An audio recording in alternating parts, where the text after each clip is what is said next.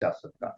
तो आप ये सोचें कि दुनिया में पाकिस्तान का कोई रोल है या रेलेवेंस है, तो मेरी नजर में जीरो। इस वक्त मौजूदा हालात नहीं समझता कि हम इंडिया के साथ तो किसी किस्म की एंगेजमेंट अफोर्ड कर सकते हैं। आजाद पाकिस्तान की फॉरेन पॉलिसी के क्या तकाजे हैं इंडिया के साथ मौजूदा हालात में, जब वो मुद्दतवा है। डॉक्टर साहब, एक और बहुत बड़ी डेवलपमेंट हुई है और वो एससीओ के फॉरेन मिनिस्टर्स की मीटिंग हुई है ताशकंद में। लेकिन जो एक बड़ी अजीब चीज है कि कहीं भी वो डिस्कस नहीं हो रही।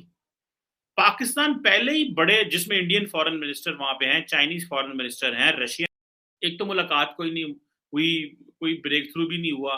लेकिन ये डिस्कस क्यों नहीं हो रहा? इतना बड़ा फोरम है एससीओ का, पाकिस्तान वैसे ही आइसोलेटेड है बकौल बिलावल। ये शंघाई कोऑपरेशन ऑर्गेनाइजेशन का इजलास हो गया। इसमें एक और बड़ी लोग उस बात को भी उछाल रहे हैं कि हमारे फॉरेन मिनिस्टर की जहाँ मुलाकात नहीं हुई, लेकिन रूस के वज़ीर ख़ारजा सरगे लावरोव के साथ ये मुलाकात नहीं हो सकी, तो इसको बड़ा उछाला।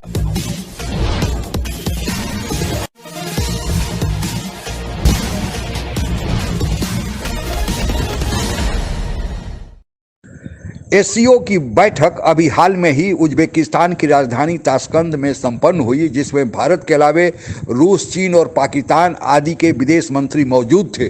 वहां पर पाकिस्तान के विदेश मंत्री ने जब रूस के विदेश मंत्री से मिलने का समय मांगा तो उन्होंने साफ इनकार कर दिया।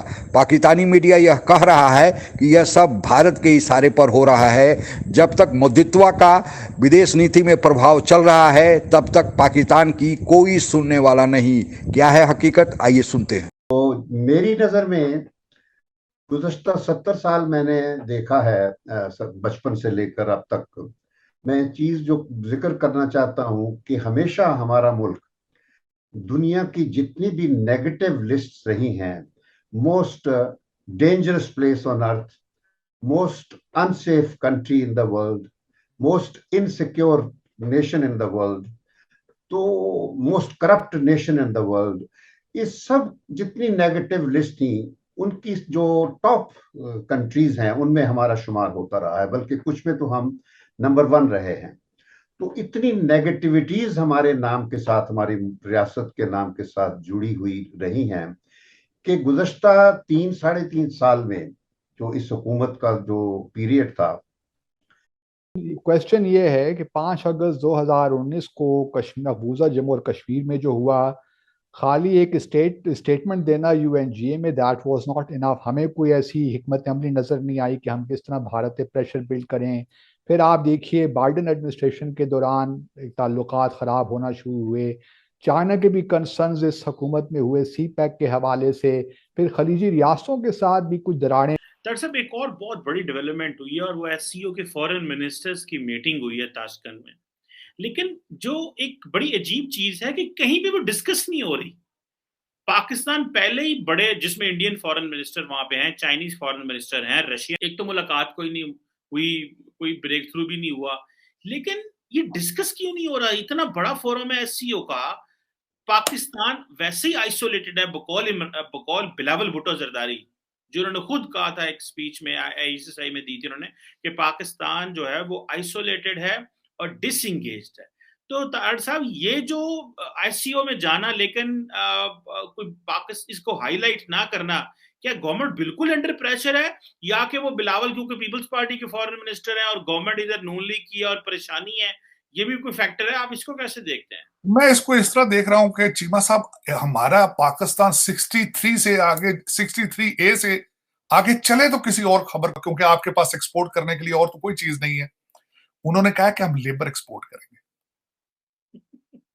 हम अपना जो ह्यूमन रिसोर्स है वो उसको बेचेंगे मिडिल ईस्ट के सामने और दूसरे लोगों के सामने, ताकि हमारा फॉरेन रेमिटेंस जो है वो बढ़ता रहे। मुझे अफसोस हुआ कि आप स्लेवरी बेचना चाहते हैं। तो ये मैं जब अगले दिन एक फाइनेंशियल, आपके जो बड़े बड़े पाकिस्तान के एनालिस्ट हैं उनसे वो आपस में उनकी डिस्कशंस ये थी कि पाकिस्तान क्या एक्सपोर्ट कर सकता है, तो उसमें सबसे बड़ी सरफहरिस्त ये बात थी ह्यूमन रिसोर्स, कि मिडिल ईस्ट के अंदर लेबर, पहले हमने इतने करोड़ लेबर भेजी मिडिल ईस्ट में और वो रेमिटेंस ये आ रही हैं, उनसे आपकी रूलिंग एलीट की प्रॉपर्टियां बन रही हैं वेस्ट में और उनके बच्चों की ट्यूशन फीसें दी जा रही हैं। लेकिन अफसोस कि पाकिस्तान जहां से शुरू हुआ वहीं से खत्म, नेगेटिव नेगेटिव नेगेटिव।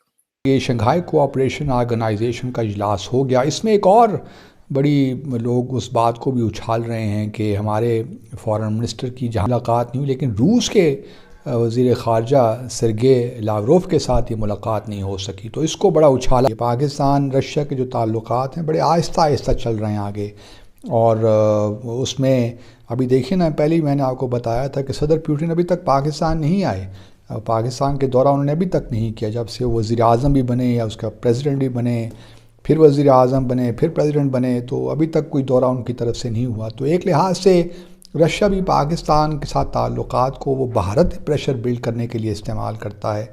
तो हमें ये तमाम डायनामिक्स अपने सामने रखने चाहिए। अब शहबाज शरीफ साहब जाएंगे, हमारे प्राइम मिनिस्टर, समरकंद सितंबर के महीने में SCO, बिफोर ही गोज़ टू न्यूयॉर्क। वहाँ पे UNGA सेशन है, वो भी ऑब्वियसली वो अटेंड करेंगे कि शायद उनको फिर दोबारा मौका ना मिले। पाकिस्तान के जो खारजा अमूर के मामलात हैं, आया जब मुल्क के अंदर एक गवर्नमेंट क्रेडिबल ना हो तो बाहर क्या डिलीवर कर पाएगी? क्या आप इसको किस तरह देखते हैं सर? मैं कहता हूँ कुछ भी नहीं कर पाए। नहीं समझता कि हम इंडिया के साथ तो किसी किस्म की एंगेजमेंट अफोर्ड कर सकते हैं इस स्टेज पर, जब तक वहां पर मोदी की हुकूमत है। कम से कम मेरी नजर में, अगर if I were in the driver seat, तो मैं नहीं समझता। हाँ, हम अमेरिका को खुश करने के लिए मोदी को गले भी लगा लेंगे, मोदी के पांव भी छू लेंगे, मोदी के घुटनों को भी पकड़ लेंगे, वो सिर्फ अमेरिका को खुश करने के लिए होगा। वो हो सकता है, लेकिन अगर आप पूछ रहे हैं कि आजाद पाकिस्तान की फॉरेन पॉलिसी के क्या तकाजे हैं इंडिया के साथ मौजूदा हालात में, जब वो मुद्दतवा है। और अभी आप देखें कि जो फॉरेन फंडिंग है, वो जो पैसा आया है उसमें कहा जा रहा है जी कि इंडियंस ने भी पैसा भेजा है, कहा जा रहा है इजरायलीज ने भी पैसा भेजा है। अमारातीज का तो सबूत हो गया ना कि जैसे ही पैसा आया, वो जो अबराज साहब थे, अबराज ग्रुप के जो नकवी साहब थे, जो इस वक्त इंग्लैंड में भी जेल में है और उनको अमेरिका डिमांड कर रहा है, वो पैसा पाकिस्तान भेज रहे थे। तो तारड़ साहब, कॉलो फेल इमरान साहब, कॉल और है और फेल और है इमरान खान साहब का। तो ये अवाम को किस तरह का जो इन्होंने हमारे साथ बिहेव किया, करते कुछ हैं और बताते कुछ हैं। देखें चीमा साहब, इस वक्त आप और मैं और फाइनेंशियल टाइम और जो कुछ मर्जी सामने रख दें, आपकी कौम सुनने नहीं चाहती। क्योंकि हम मुसलमान हैं, हमारे खिलाफ साजिश हो रही है, इस्लाम खतरे में है। अबराज ग्रुप को भी उन्होंने जिहाद के पीछे लगा दिया। तो जब आप इस तरीके से कौम का माइंडसेट होगा, तो फिर वो ताशकंद, वो शंघाई कॉन्फ्रेंस, वो G8, G7 को क्यों डिस्कस करेंगे भाई? वो उनकी, देखिए, डिस्कस तो वो चीजें की जाती है जो कौम सुनना चाहती है। कौम सुनना चाहती है कि भाई जी नून लीग किथे, पीपल पार्टी किथे, इमरान खान ही इमरान खान वो जा सकता। तो आप ये सोचें कि दुनिया में पाकिस्तान का कोई रोल है या रेलेवेंस है, तो मेरी नजर में जीरो इस वक्त मौजूदा हालात। मैं ये नहीं कह रहा कि इस हुकूमत की वजह, जो ओवरऑल हमने अपने मुल्क की सिचुएशन बना दी है, इसमें रोल जाहिर है, इसमें रोल फौज का भी है, इसमें रोल अदलिया का भी है, इसमें हमारी जो ब्यूरोक्रेसी है, पुलिस है, जितने भी इंस्टीट्यूशंस हैं, इदारे हैं, सबका रोल है कि आज पाकिस्तान का ना कोई रोल है, रेलेवेंस है।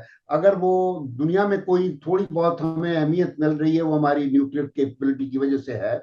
और इसी वजह से लोगों को सिर्फ ये नहीं कि उनको कोई शौक है हमसे, ये हमदर्दी है, उनको खौफ है हमसे कि इनके पास ये एबिलिटी होना कोई अच्छी बात है या नहीं है, कहीं खित्ते के लिए या आलमी सतह पर ये खतरा ना हो। तो ये हमें सोचने की जरूरत है कि हम कब तक अपने अंदरूनी मामला। आप अगर हमसे जुड़ा रहना चाहते हैं तो कृपया मेरे चैनल को सब्सक्राइब करें तथा बेल आइकन भी दबा दें, ताकि नई वीडियो की जानकारी तुरंत आप तक पहुंच जाए। धन्यवाद। जय हिंद।